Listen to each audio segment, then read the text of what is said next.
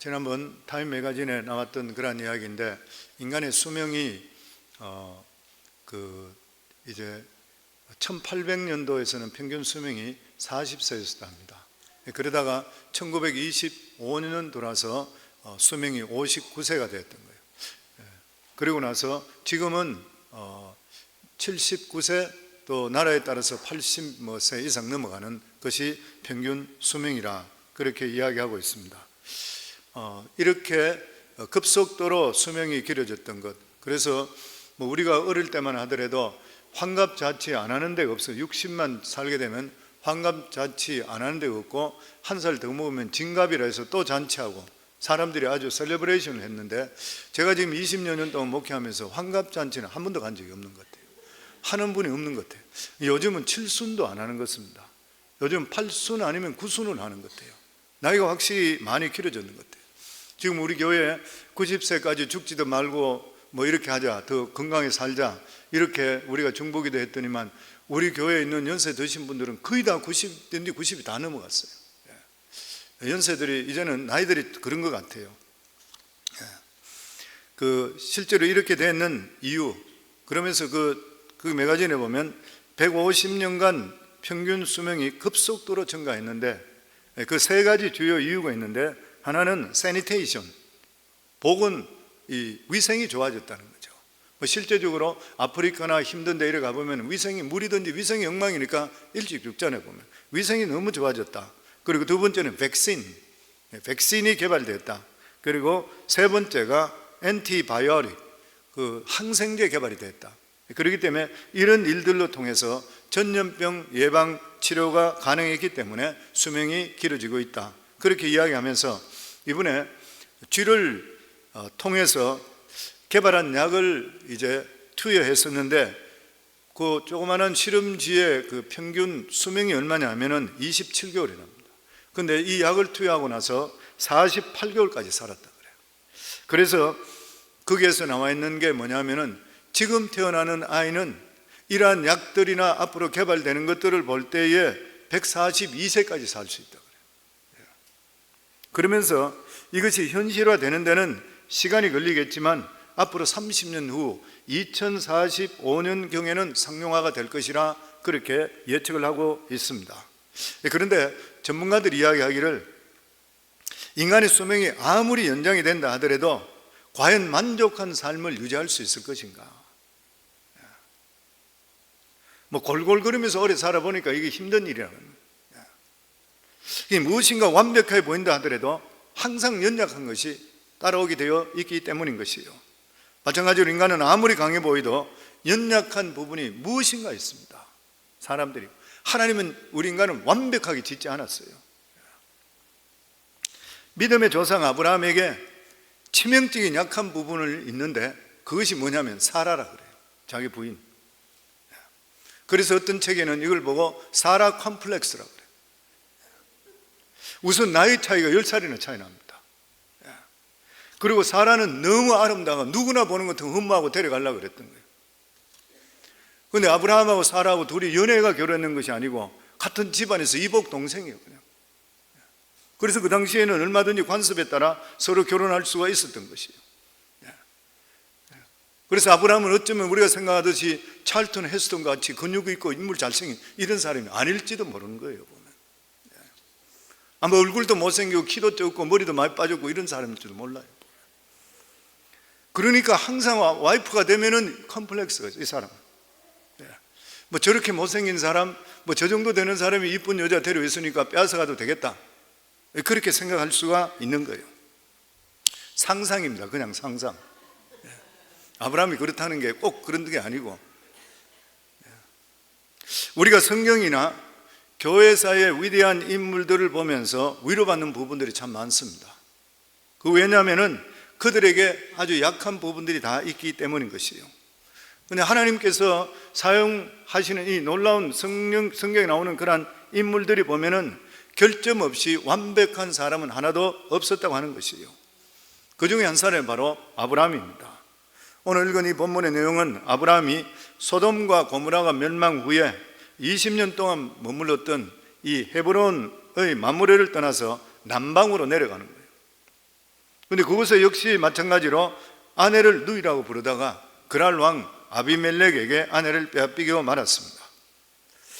실제 아비멜렉은 누이라고 했기 때문에 신부 대금을 지불하고 합법적으로 데려가는 것이에요. 근데 그날 밤 하나님께서 아비멜렉 꿈에 현몽하셔서 그는 남의 아내이니 만약 돌려보내지 않게 되면 정녕 네가 죽으리라 그러면서 막아주셨던 것이에요. 다음 날 아비멜렉이 아브라함을 다시 불러들여서 왜 아내인데 나에게 누이라 했느냐, 그랬을 때 내가 죽임을 당할까 두려워서 그랬습니다. 그리고 실제적으로 이복 누이가 맞습니다. 그렇지만 이미 너희 아내가 되지 않는 것이냐. 좌우간 아브라함은 세월이 흘른데도 불구하고 이해되지 못하는 것도 했는 것이에요. 아브라함은 25년 전에 하나님께서 말씀하셔서 순종해서 가나안 땅에 왔다가 가뭄으로 인해서 애굽으로 피신했다가 두려움 때문에 역시 아내를 누이라고 속여서 애굽 왕에게 빼앗겼던 그러한 실패의 경험이 있습니다. 그때도 하나님께서 개입하셔서 가까스로 구원해 주셨던 것이에요. 그런데 본문에 보면 25년이 지난 지금 똑같은 실수를 또 저질렀습니다. 그럼에도 불구하고 하나님께서는 아브라함을 축복하시고 그리고 건져주시고 존경받는 믿음의 조상으로 만들어 주셨습니다. 이것을 보면서 우리가 알 수 있는 것이 뭐냐면은 인간은 실수하는 존재다. 인간은 실수하는 존재예요. 그럴듯하고 대단한 것 같지만 역시 실수하는 존재다. 사람은 나이가 들면서 더 성숙해져야 되는데 꼭 나이와 비례해서 성숙해지는 것은 아닌 것이라. 앞으로 142살까지 살 수 있는 기회가 생긴다 한다 하더라도 어떤 일에 대해서 전문적일지는 모르겠지만 본질적으로 인격적으로 그만큼 바뀔 것인가? 그렇지는 않다고 생각돼요. 젊었을 때 실수하는 것은 이해가 되는 그런 일들인데 나이가 이렇게 들어서 실수한다는 거 이해되질 잘 않는 것이에요. 그런데 우리 옛말에도 보면 3살 버릇이 8까지 간다고 해서 고쳐지지 않는 것이 바로 우리 인생인 것이에요. 이걸 보면은 책을 많이 읽고 공부 많이 한다고 해서 꼭 성숙해지는 것은 아닌 것이라. 여러 가지 지식들은 많이 가지고 있고 아는 것은 많이 가지고 있다 한다 하더라도 그 사람이 그만큼 성숙되는 것은 아닌 것이라. 나이가 들면 외적으로 교양이 있어 보이고 점잖아 보인다 하더라도 속은 잘 변하지를 않는 것이 바로 인생이라. 잠언에 보면 말에 실수가 없는 자는 완전한 자라 했는데 이 세상은 완전한 자는 없는 것이라. 그래서 사람은 죽을 때까지 말과 행동에 실수할 수밖에 없는 그런 존재라는 것이죠. 뿐만 아니라 인간은 시련을 겪고 나서도 변화되거나 잘 고쳐지지 않는 그런 존재라. 왜 그런 것입니까? 우리 안에 있는 죄 때문입니다. 그래서 사도 바울은 로마서에서 이렇게 말씀합니다. 만일 내가 원치 않는 그것을 하면 이를 행하는 자가 내가 아니요 내 속에 거하는 죄니라. 그러므로 내가 한 법을 깨달았노니 곧 선을 행하기 원하는 나에게 악이 함께 있는 것이로다. 내 속사람으로는 하나님의 법을 즐거워하되 내 지체 속에서 한 다른 법이 내 마음의 법과 싸워 내 지체 속에 있는 죄의 법 아래로 나를 사로잡아 오는 것을 보는도다. 오호라 나는 공고한 사람이로다. 이 사망의 몸에서 누가 나를 건져내랴. 우리 주 예수 그리스도로 말미암아 하나님께 감사하리로다. 그런즉 내 자신이 마음으로는 하나님의 법을 육신으로는 죄의 법을 섬기노라. 내 마음대로 안 된다는 거예요. 그런데 우리가 언제 변할 수가 있는 것입니까? 나이와 상관없이 예수 그리스도의 보혈의 공로의 피로 말미암아 거듭나서 변합니다. 왜냐하면 예수 그리스도의 보혈로 구원받을 때는 본질이 바뀌기 때문에 그래요. 우리 속에 본질이 바뀝니다. 마치 물이 포도주로 바뀌는 것과 똑같이 바뀌는 거예요. 그래서 고린도서 5장 17절에 보면 그런즉 누구든지 그리스도 안에 있으면 새로운 피조물이라 이전 것은 지나갔으니 보라 새 것이 되었더라. 새로운 피조물이 우리가 되었대요. 성령으로 태어난 사람, 새로운 피조물이라 그랬습니다. 다시 말하면 성령이 충만한 사람. 에베소서 5장 18절에 보면 술 취하지 말라 이는 방탕한 것이요 오직 성령의 충만함을 받으라. 성령 충만이 무엇입니까? 성령의 통치함을 100% 받는 거예요. 성령 충만함은 내 의지가 없어지고 성령의 의지로서 내가 살아가는 거예요. 이게 성령 충만입니다. 그래서 정말 성령 충만이 누구냐면 막 방언기도 하고 이런 것도 성령 충만이 될 수 있겠죠. 외적으로 나타나는. 근데 교회에서 아무리 방언기도 하고 아니면 교회에서 뭐 오랫동안 통성기도 하고 이래도 나가서 자기 의지대로 자기 생각대로 하면 그 사람 성령 충만한 사람이 아닌 것이에요.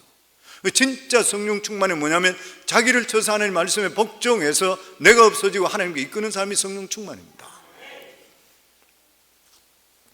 그런데 아브라함이 실수하는 것보다 더 놀라운 사실은 뭐냐면은 아브라함이 실수할 때마다 하나님께서 용서해 주시고 건져 주시고 받아들였다는 것이에요.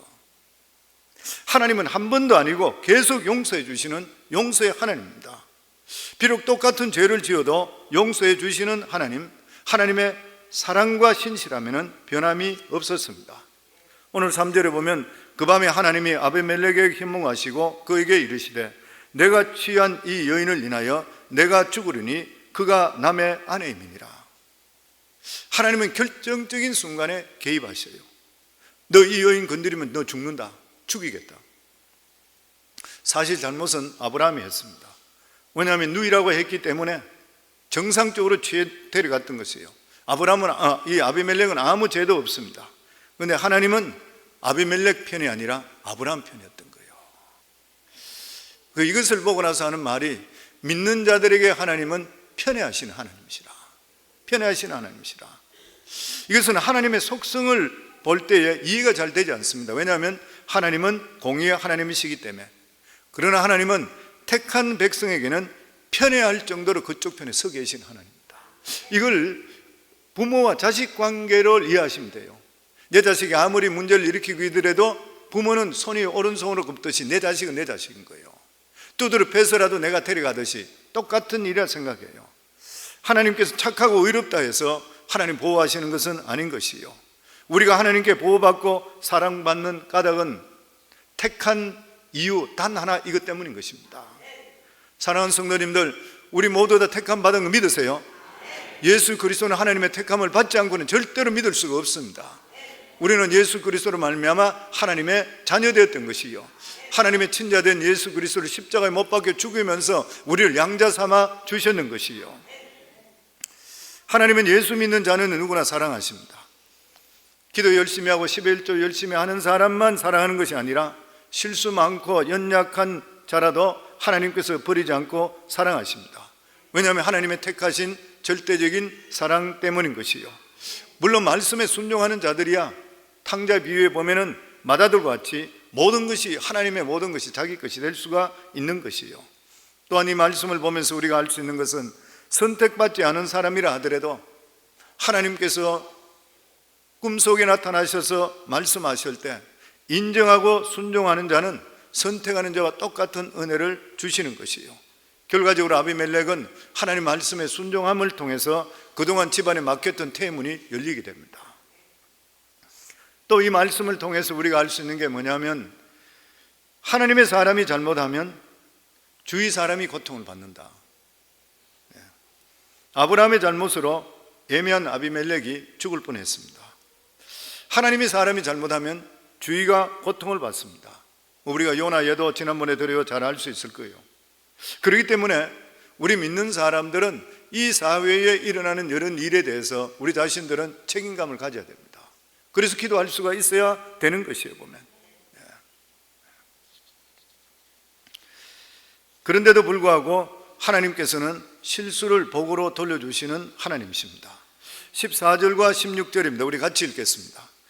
아비멜렉이 양과 소와 노비를 취하여 아브라함에게 주고 그 아내 사라도 그에게 돌려보내고 사라에게 이르되 내가 은천계를 내 오라비에게 주어서 그것으로 너와 함께 한 여러 사람 앞에서 내 수치를 풀게 하였노니 내 일이 다 선이 해결되었느니라. 신앙생활 하다 보면 이해할 수 없는 일들이 많이 생깁니다. 어려운 일들이 생길 수 있어요. 그럼에도 불구하고 하나님께 불평하지를 말아야 돼요. 하나님을 의지하고 하나님 약속을 부여잡아야 됩니다. 왜냐하면 택한 사람은 하나님께서 반드시 보호하기 때문인 것이요. 아브라함은 비록 실수했는데도 불구하고 하나님께 택하셨기 때문에 보호해 주셨습니다. 그리고 아브라함의 배후에는 항상 하나님이 계셨습니다. 그래서 오늘 이 말씀을 통해서 제가 세 가지만 성도님 말씀드리려고 합니다. 첫 번째는 뭐냐면은 약속의 말씀을 하나님 반드시 지켜주신 하나님이십니다. 하나님께 이렇게 하셨던 그 이유가 뭐냐면 아브라함을 처음 불러내실 때 약속을 지키고 그것을 기억하고 계시기 때문이에요. 창세기 12장 1절에 2절에 보면 여호와께서 아브라함에게 이르시되 너는 너의 본토 친척 아비 집을 떠나 내가 내게 지시할 땅으로 가라. 내가 너로 큰 민족을 이루고 내게 복을 주어 내 이름을 창대케 하리니 너는 복의 근원이 될지라. 복이 될지라. 아브라함은 택함 받은 사람으로 그로 말미암아 메시아가 나야 됩니다. 인류를 구원하는 것이 하나님의 뜻이고 계획이었던 것이요. 만약에 사라가 다른 남자에게 가게 된다면 그 일이 이루어질 수가 없는 것이에요. 그런데 성경에 보면 아브라함이 자식을 못 낳은 것이 아니라 사라가 불임 여성이었습니다. 왜냐하면 아브라함은 하갈하고 들어가서 이스마엘을 낳았거든요. 나중에 사라가 죽고 나서 아브라함이 후처를 구했는데 구두라라는 여성을 구했습니다. 그런데 그를 통해 애를 몇 명 낳았냐면 5명을 낳았어요. 그게 아브라함의 문제가 아닌 것이에요. 아브라함의 문제가 아닌 것이죠. 그러니까 아브라함의 후손이 없다는 것은 바로 사라의 불임이었습니다. 그러니까 아브라함의 이야기는 사라의 이야기입니다. 사라 이야기인 것이죠. 불임 여성을 통해서 하나님께서 이삭을 낳게 만드는 것이죠. 절망에서 희망을 주는 것이 아브라함이 문제가 아니라 사라를 통해 나타나는 것이죠. 그런데 이 사라가 다른 남자하고 결혼했다 그러면 이게 문제가 이건 뭐 말이 될 수가 없는 거란 이야기이시죠. 그래서 하나님께서 아브라함에게 후손을 약속한 것은 바로 사라를 통한 후손입니다. 불임 여성을 통한 후손인 것이죠. 그런데 만약 사라가 다른 남자와 동침하게 되면 하나님 이 말씀에 문제가 생기는 것이고, 그래서 하나님께서는 문제가 있을 때마다 직접적으로 개입을 하셨던 것이요. 하나님은 절대로 변개하지 않습니다. 하나님께서는 이 처음에 아브라함을 불러내실 때 주셨던 그 말씀 기억하고 계시고, 그리고 위기 때마다 하나님께서 개입하시고 건져주시는 말씀에 대한 책임을 져주시는 하나님이시요. 그래서 우리가 기도하실 때에 항상 우리 기도할 때 약속의 말씀을 붙들어 그랬잖아요. 그래서 우리가 성경을 읽어야 되는 그런 가장 많은 이유 중에 하나도 하나님께서 아브라함에게 약속했습니까? 하나님 이 약속이 지금도 내가 아브라함 후손 됐으니까 저에게도 주시는 약속의 말씀 좀 믿습니다. 나에게도 이걸 말씀을 이루어 주소서. 그리고 그 말씀을 붙들고 기도하는 것이에요. 카나다의 온토리오의 에브렉 스톰스라는 박사는 성경이 나누는 약속에 대해서 오래 연구했습니다. 그는 말하기를 이렇게 이야기했습니다. 성경에는 8,810개의 약속이 있다. 내가 세어보았다. 그 내용을 보면 하나님이 인간에게 주신 약속이 7,487개이고 사람이 서로 약속한 것이 991개, 사람이 하나님께 한 약속이 290개, 그리고 천사가 한 약속과 마귀가 한 거짓 약속도 있다. 또한 악한 영이 한 약속이 2개이고 성부께서 성자에게 약속하신 것이 2개 있다. 약속의 말씀을 붙들고 사는 사람이 하나님의 약속의 자녀이다. 중국에 선교하다가 큰 어려움을 당할 때 쓴 허드슨 테일러 선교사의 편지 중에 이런 구절이 있습니다. 이제 단 25%밖에 남지 않았다. 그렇지만 하나님의 모든 약속은 그대로 남아있다.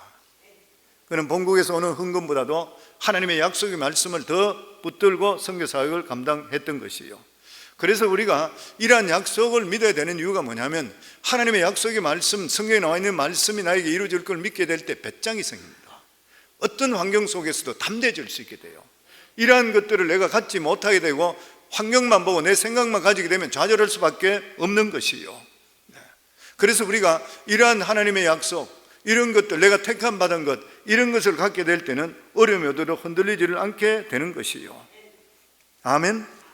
우리 믿는 자들, 선택한 자들에게는 반드시 모든 게 합력에 선을 이루어줄 것을 믿으시기를 주의 이름으로 축원합니다. 그리고 두 번째로 생각하는 것은 택한 자의 기도는 반드시 들어주신 하나님입니다. 우리 17절, 18절 말씀 같이 읽겠습니다. 아브라함이 하나님께 기도하며 하나님이 아비멜렉과 그의 아내와 여종을 치료하사 생산케 하셨으니 여호와께서 이왕에 아브라함의 아내 사라의 연고로 아비멜렉의 집 모든 태를 다치셨음이더라. 아브라함이 아비멜렉을 위해서 기도할 때 하나님께 들으시고 응답해 주셨던 것이요. 무슨 말이야? 택한 자의 기도는 능력의 기도인 것이요. 구원받은 자들의 가장 큰 축복이 뭐냐면 기도 응답의 축복입니다. 그래서 우리 교회 새가족반에 항상 그 순서를 제가 말씀드리는, 새가족반에 들어온 분들만 선수 드리잖아요. 첫 번째 구원의 확신, 그리고 두 번째가 기도 응답의 확신입니다. 구원받은 자들의 주시는 가장 큰 축복이 기도 응답의 축복이에요. 지금까지 너희가 내 이름으로 아무것도 구하지 않았으나 구하라 그러면 받으리니 너희 기쁨이 충만하리라. 지금까지는 내 이름으로 구하지 않았지만 이제는 예수 믿고 구원받았으니까 내 이름으로 구하면은 하나님께서 반드시 응답해 주니까 너희 기쁨이 충만하리라. 하나님의 주시는 특별한 기도 응답의 축복인 것이에요. 그러니까 하나님의 손을 움직이는 것은 뭐냐면 우리의 부르짖음에 있습니다. 우리가 부르짖지 않으면 배후에서 역사할 수가 없는 것이에요. 그렇기 때문에 이를 행하는 여호와, 그것을 지어 성취하는 여호와, 그 이름을 요하는 자라 너희에게 이르노라. 너는 내게 부르짖으라. 내가 내게 응답하겠고 내가 알지 못하는 크고 비밀한 일을 내게 보이리라. 네가 할 일은 뭐냐? 이를 행하는 여호와, 그걸 성취하는 여호와. 여호와라는 하나님께서 우리에게 응답하는 게 뭐냐면 너는 내게 부르짖어야 된다는 거예요. 우리에게 부르짖으래. 그러면 내가 간섭하고 네 일에 대해서 역사할 것이라는 거예요. 다시 말하면 네가 부르짖기 전까지는 나는 팔짱 끼고 그냥 보고 있다는 거예요. 하나님께서는 하나님의 어떤 정말 극적인 상황, 어떤 문제가 있을 때는 하나님께서는 정말 우리가 상상할 수 없는 일을 하면서 들어올지 모르지만은 대부분의 경우는 우리 삶 속에 하나님께 부르짖기를 원하고 계시는 것이에요. 하나님의 역사하심은 반드시 기도를 통해 우리 삶 속에 이루어지게 되어 있는 것이에요. 아마 저는 아브라함이 이때에도 하나님께서 물론 개입하셨지만 아내를 뺏기고 나서 가만히 재밌게 있을 사람이 어디 있어요? 내가 이번에 또 이래 됐습니다. 하나님께 한번 기도했을 것이에요. E.M. 바운저의 그 책에 기도의 능력에는 기도에 관해서 이렇게 말합니다. 마귀는 무엇보다도 그리스도인이 기도하는 것을 방해하려고 한다. 마귀는 기도가 빠진 성경 공부, 기도가 없는 봉사, 기도가 없는 종교는 하나도 겁내지 않는다. 성경 공부도 그러고 모든 일에 대해서 이게 기도가 들어가지 않게 되면은 하나님의 역사가 우리 속에 일어나지 않는 거예요. 마귀는 우리의 수고를 비웃고 지혜를 조롱하지만 우리가 기도할 때는 떨게 된다. 오직 주님만이 산을 옮길 수 있다. 그러나 믿음과 기도를 통해서 주님의 손을 움직일 수 있다. 하나님은 이상하게 생각할 정도로 기도해야 움직이시는 하나님이시다. 그러므로 좋든지 어떻든지 간에 기도해야 된다. 너희는 내게 부르짖으라. 내가 응답하겠고 크고 비밀한 일을 보여주겠다고 말씀하셨다. 기도하기 때문에 하나님이 기도하면 하나님께 응답해 주시고 기도 안 하기 때문에 하나님께서 응답해 줄 수가 없다. 우리 교회에 벽에 붙어있는 표대로 기도하면 있고 기도 안 하면 없다. 기도하면 하나님 책임, 안 하면 내 책임. 지난번에도 말씀드렸죠. 우리가 3대 생활 강령이 그리스도인에 항상 기뻐하라, 쉬지 말고 기도하라. 근데 쉬지 말고 기도하는 것을 24시간 기도하라는 뜻은 아니라 그러죠. 24시간 잠도 안 자고 어떻게 기도해요? 우리 성도님 무슨 일을 하기 전에 먼저 기도하는 거예요. 이게 쉬지 않고 기도하는 거예요. 항상 먼저 물어보셔야 돼요.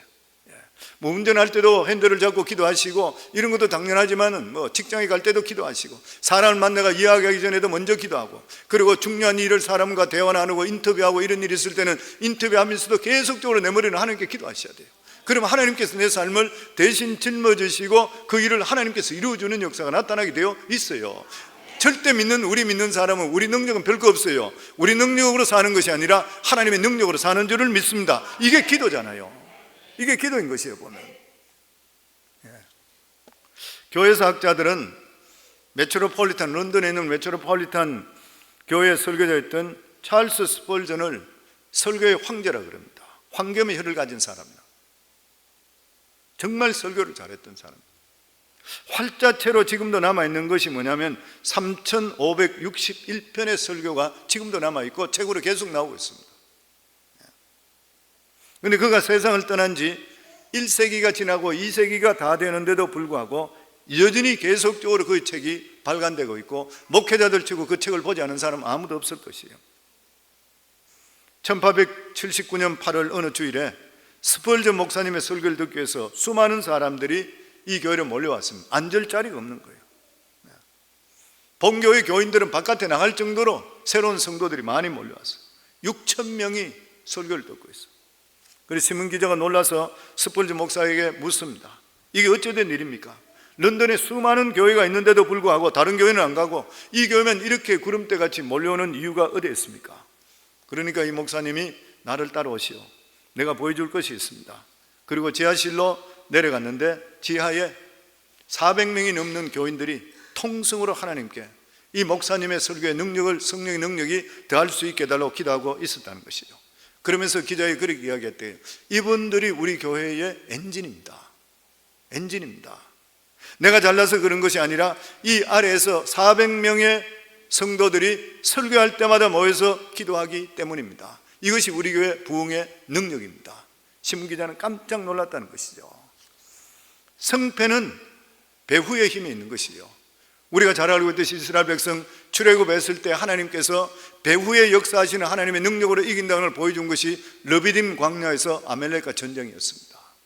아멜렉과 전쟁할 때에 모세가 손을 들고 기도할 때는 자기들이 이기고, 팔이 아파 손을 내리고 기도하지 않았을 때는 자기들이 밀리는 것을 보면서 이 세상에 살아가는 모든 성패는 기도에 달렸고 배후에 힘이 있다는 것을 이스라엘 백성들에게 보여주었던 것이요, 우리들도 똑같습니다.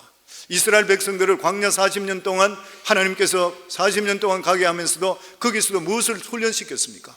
계속적으로 지금으로 이야기하면 앞으로 가, 뒤로 가, 차렷 이런 식으로 제식 훈련시킨 게 뭐예요? 예배 중심적인 삶을 살게 했잖아요. 하나님의 성전, 성막을 중심으로 해서 12지파가 포진하고 성막이 움직일 때마다 그들은 따라 움직이고, 성막이 서게 될 때는 자기들, 법궤가 설 때는 자기들도 서고, 움직이면 자기들도 움직이고 40년 훈련시켰습니다. 무슨 말인 것이에요?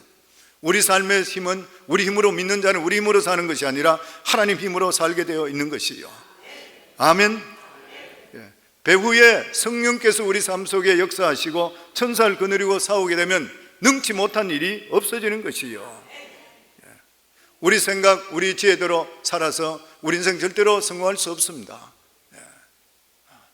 사람이 아무리 죄 있고 총명하고 수단과 방법이 많다 하더라도, 왜냐하면 운명의 결정은 누가 가지시냐면 하나님 손에 있기 때문인 것이요, 올해도 살아갈 때 반드시 기억하셔야 돼요. 내 운명, 올해 내 삶 속에 우리 가정이나 내 모든 계획하는 일이 내 손에 달린 것이 아니라 하나님 손에 달려있는 거예요.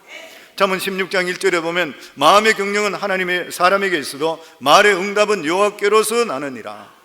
잠언 16장 9절에 보면 사람이 마음으로 자기의 길을 계획할지라도 그 걸음을 인도하는 자는 여호와 신이라. 아멘. 나는 이리 가겠다 저리 가겠다 한다 하더라도 결국에 걸음을 결정하는 분은 하나님이시고 성공케 만들어주시는 분도 하나님이시요. 그래서 시편 37편 5절에 6절에 보면 너의 길을 여호와께 맡기라. 저를 의지하면 저가 이루시고 내 의를 빛같이 나타내시며 내 공의를 정오의 빛같이 하시리라. 아멘. 발걸음을 인도하시는 분은 하나님이시라. 원래 우리가 가장 필요한 것이 뭐냐면 하나님의 약속의 붙들 말씀을 붙들고 우리는 기도하셔야 돼요. 그리고 마지막으로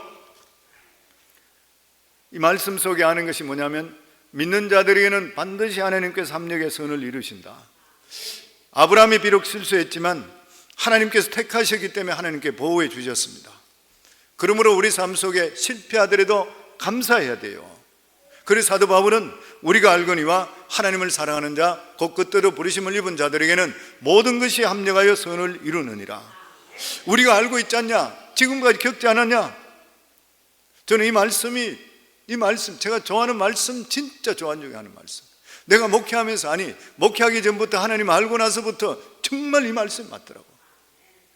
우리가 하나님 쪽으로 붙어있는 이상은 반드시 어떤 일에 대해 합력의 선을 이루어주시요. 내가 실수하고 실패하다 하더라도, 그리고 내가 하나님께만 기도하고 하나님 뜻대로 살려고 할 때는 그 실수나 실패를 도로 회복시켜서 더 좋은 일로 만들어주시는 하나님을 계속 겪어나가는 거예요, 보면. 그래서 사도 바울은 감옥에 있으면서도 불구하고 바깥에 있는 사람들에게도 이런 말씀을 전하는 것이에요, 보면. 계속적으로. 예전에도 이야기 드렸던데 나는 이 말씀이 너무 마음에 들어서 이야기를 드리는 거예요. 1942년 실제로 있었던 일이니까 11월 28일 토요일, 미국에는 풋볼 경기가 프로풋볼은 선데이 하고 이 칼리지 풋볼은 세러데이 합니다. 토요일 보스턴 대학이 그의 마지막 축구 경기를 하는데, 이 어떤 팀과 하게 됐냐면 홀리 크로스 팀과 경기하는데 이 보스턴 칼리지가 그 선수들이 다 크리스찬들이었어요. 그래서 그들은 정말 연습도 많이 하고 기도를 많이 준비했대요. 그리고 승리 후에 자축하기 위해서 유명한 유스 호텔에 1박 하면서 파티를 벌인다고 예약까지 다 해놨대요. 하룻밤 자고 거기서 온다고. 그런데 실제적으로 시합이 시작됐을 때에 계속적으로 실수를 하고 태클을 잘못하고 이렇게 함을 통해서 형편없는 약체 홀리 크로스한테 완전히 패해버리고 말았습니다. 엄청난 차이로. 열심으로 기도하고 준비를 했는데도 불구하고 어떻게 이럴 수가 있게 됐느냐. 기진맥진해버렸던 것이요. 기분이 시리에 다 빠져가서 호텔 가서 파티할 기분이 전부 나질 않아서 호텔 숙소로 가지 않고 모두 다 취소해버리고 뿔뿔이 흩어져 집으로 다 돌아갔습니다. 그런데 도저히 그 다음날 아침에 상상하지 못하는 일이 생겼습니다. 그 다음날 조간신문에 선수들이 크게 놀란 것이 파티하려고 예약했던 그 호텔에 그날 저녁에 화재가 나서 491명이 실제적으로 죽었던 거예요. 그 호텔에서. 만일 그들이 그곳에서 투숙해서 파티하고 기분 좋게 잠이 들었다면 491명의 자기 숫자까지 추가됐을 것이에요. 그래서 이 소식을 알게 된 선수들이 다 학교에서 모여서 자기들 지게 해주신 하나님께 감사 기도드려요. 하나님 감사합니다. 이겼더라면 우리가 다 저렇게 됐을 것인데, 젊어서 천당 다 갔을 것인데 이렇게 살게 해주셔서 감사합니다. 사랑하는 성도님들, 크고 작은 일의 모든 일의 주인은 하나님이십니다. 그렇기 때문에 우리는 합력의 선을 이루는 걸 믿어야 되는 것이요, 어떤 일에도 절망하지 마셔야 돼요. 원래도 우리가 살아갈 때에 절망할 일이 얼마나 많이 생길 수 있겠습니까? 그럼에도 불구하고 하나님을 의지하기 때문에 믿고 긍정적인 마음을 가질 수 있기를 주의 이름으로 축원합니다. 하나님을 사랑하고 범사의 그때로 사는 사람은 모든 일이 분명히 합력해서 선을 이루어준다는 긍정적인 태도를 가져야 되는 것이에요. 어떤 일이 생기더라도 끝에는 선하게 이루어진다. 우리 한번 복창할까요? 어떤 일이 생기도 끝에는 합력해서 선을 이룬다. 믿으시는가요? 우리 삶 속에 반드시 믿으셔야 돼요. 좋은 일도 하나님 손 위에 얹혀놓고 나쁜 일도 하나님 손 위에 얹어놓으면 하나님의 손에 만지면 모든 것을 변화시켜서 우리가 생각하는 것보다 훨씬 더 아름답게 만들어주시는 하나님입니다. 왜 그러냐면 하나님은 토기장이 하나님이시요, 토기장이 하나님이십니다. 그러니까 아무리 진흙 같은 거라도 하나님 손에만 가게 되면 멋진 능력을 통해 멋진 인생으로 만들어 주시기 때문인 것이요, 예수님이 십자가에 못 박혀 죽은 것은 역사적으로 볼 때는 가장 악한 일이고 가장 나쁜 그런 재판이었습니다. 유대인과 빌라도가 합쳐서 하나님의 아들을 십자가에 못 박혀 죽였는데 세상적으로 볼 때는 가장 악한 일이었어요. 그런데 이것이 하나님 손에 얹혀지게 되니까 최선의 사건이 되고 그 사건을 통해 우리 인류를 구원하는 놀라운 역사가 임했던 것이요. 그래서 하나님께서 그렇게 말씀합니다. 이사야 45장 7절에 보면 나는 빛도 짓고, 우리 같이 읽죠. 나는 빛도 짓고 어둠도 창조하며 나는 평안도 짓고 환난도 창조하나니 나는 여호와라 이 모든 일들을 행하는 자니라 하였노라. 빛도 하나님 손에서 어둠도 하나님 손에서 다 창조되고 운영되기 때문에 밝을 때도 어두울 때도 하나님만 의지하게 될 때는 모든 것이 합력의 선을 이루어줄 줄을 믿습니다. 마지막으로 우리 한국의 그 손주가 나와 있나? 이 토레이 목사님, 루빈 토레이 목사님, 너무나 잘 아는 목사님, 루빈 토레이 목사님, 중국 선교사로 헌신했던, 오랫동안 헌신했던 분, 한국 6.25 동란 때 가서 역시 복음을 전했던 분, 그가 중국에서 통역하고 돌아오는 길에 교통사고를 만나게 돼서 정신을 잃었는데 깨고 나니까 한쪽 발이 없어져 버렸습니다. 엄청난 사고이기 때문에 혼수 상태에서 그대로 버려두면 몸이 성하지 못해서 허락 없이 의사가 팔을 잘라버렸던 거예요. 혼수 상태에 깨어나니까 한쪽 팔이 없어요. 그런데 하나님께 그는 일어나 깨어나자마자 하나님께 제일 먼저 기도한 것이 뭐냐면 하나님 한쪽 팔 가져가 주신 거 감사합니다. 지금까지 하나님께 두 팔을 주어서 잘 살게 했는데 하나님께서 필요하시기 때문에 내 한 팔을 가져가신 것을 믿고 감사합니다 그랬어요. 간호사들이 저 사람 또라이라 그랬대요.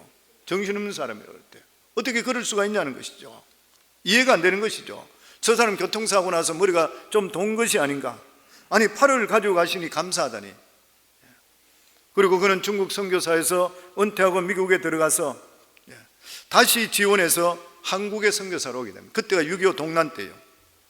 6.25 사변 때 전쟁으로 말미암아 수많은 군인들과 평민들이 팔다리를 잃고, 그 당시에 한국의 사정으로 볼 때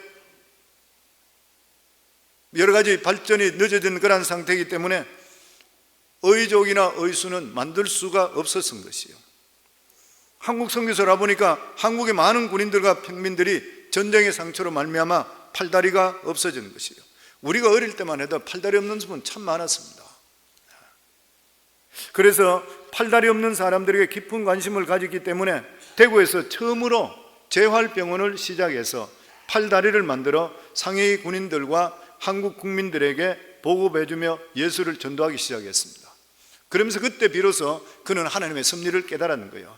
하나님 감사합니다. 아무도 한국 전쟁에서 팔다리 잃은 사람에게 관심을 가지고 있지 않는데 날 보고 팔 하나 먼저 가져가시고 내게 인조팔과 인조다리를 만들어서 이 사람을 도우라고 하신 명령을 내리신 줄 압니다. 그래서 이분을 통해, 이분이 자기가 팔이 하나 없기 때문에 미국 와서 의수를 했던 것이요. 그러면서 이 관계를 너무나 잘 알게 되는 거예요. 그리고 그 아픔을 자기가 아는 것이요. 그러니까 한국에 와서 수많은 선교사님들이 있었지만 팔다리 잃은 사람들의 관심을 갖지 못했는데 자기는 팔이 하나 없기 때문에 관심을 가질 수가 있었던 것이요. 그래서 이분은 그런 말을 했다 합니다. 한 번도 자기의 일어나는 일에서 왜라고 질문한 적이 없대요. 왜라고 안 물어봤대요. 하나님, 왜인지 제가 이해하지 못하지만 하나님께서 반드시 합력의 선을 이룰 줄 믿습니다. 이것밖에 없대요. 우리 믿는 원래도 우리가 살아갈 때 그래야 돼요. 진짜 하나님을 의지하고 하나님의 살아계심을 믿으신다면 우리 삶 속에 왜 나에게 이런 일이 납니까? 이 왜가 없어야 돼요. 왜냐하면 그 순간은 아프고 힘들지 모르지만 하나님을 내가 알기 때문에, 살아계신 하나님을 알기 때문에, 여기까지 나를 구원해 주시고 여기까지 인도해 주시기 때문에 이 일을 통해서라도 하나님께서 반드시 선하고 좋은 일을, 유익된 일을 일으켜 줄 걸 믿기 때문에 우리 삶 속에 입술로 고백할 때 감사해야 돼요. 그러니까 사도 바울이 항상 기뻐하라, 쉬지 말고 기도하라, 범사에 감사하라 그랬어요. 이 루레이 목사님은 자기 팔이 날아가 버린데, 토레 목사님은 팔이 없어졌는데도 불구하고 일어나자부터 감사부터 했대. 어떻게 이게 있을 수 있는 일이요? 하나님에 대한 신뢰, 천국에 대한 소망이 없고는 있을 수 없는 이야기잖아요. 그런데 결과적으로 이 사람을 통해 얼마나 큰 일을 이룬지를 모르는 것이에요. 그렇기 때문에 성도님들, 우리 삶 속에 일어나는 일들은 내 눈에 지금은 나쁜 일인데 이게 진짜로 나쁜 일인지 좋은 일인지 우리는 진짜 모릅니다. 세월이 지나봐야 아는 것이요. 그 일에 하나님께서 섭리하시게 되면 반드시 하나님께서는 우리 택한 자, 믿는 자들은 합력의 선을 이룰 줄 믿으시니까 담대하게 사시기 바랍니다. 좌절하지 마시고 어떤 일이 있더라도 힘있게 일어나시고 하나님을 의지해서 승리할 수 있는, 정말 우리도 고백할 때 우리가 알거니와 하나님을 사랑하는 자, 곧 그 뜻대로 부르심을 입은 자들에게는 모든 일이 합력의 선을 이루느니라. 아브라함의 역사하시는 하나님, 아브라함 하나님이 우리의 하나님으로 승리하기를 주의 이름으로 축원합니다.